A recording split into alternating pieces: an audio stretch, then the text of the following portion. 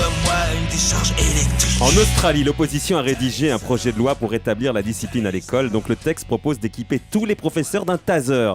Comme ça, lorsqu'un élève est dissipé, Julie, hop, une petite décharge de 50 000 volts Oui. et il se calme.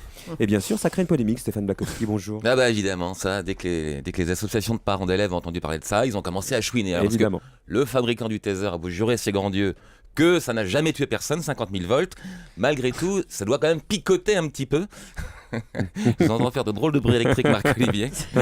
Eh ben, faut savoir ce qu'on veut en même temps. Hein. Quand on a un projet de loi, enfin, quand on demande aux profs quel est le principal problème à l'école, ils disent on passe beaucoup trop de temps à faire la discipline et pas assez de temps à faire les cours. C'est vrai qu'on le répète des fois 10 fois à un élève de STER. Là, un seul petit coup de taser et hop, il se tait immédiatement. Bien sûr. Et éventuellement, on l'entendra un peu gargouilleuse. Mais bon, rien qui dérange la classe. Alors, moi, je fais un peu de sensationnalisme. Mais en fait, c'est présenté très froidement.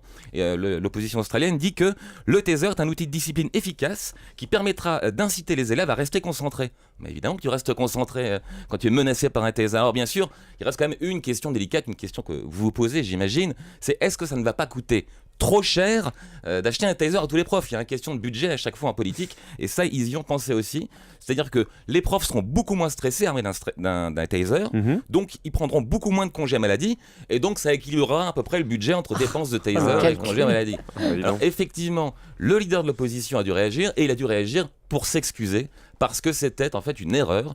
Des assistants à lui, des assistants parlementaires, avaient rédigé ce projet pour rire, pour se moquer, et l'ont mélangé avec des vrais projets qui ont fuité.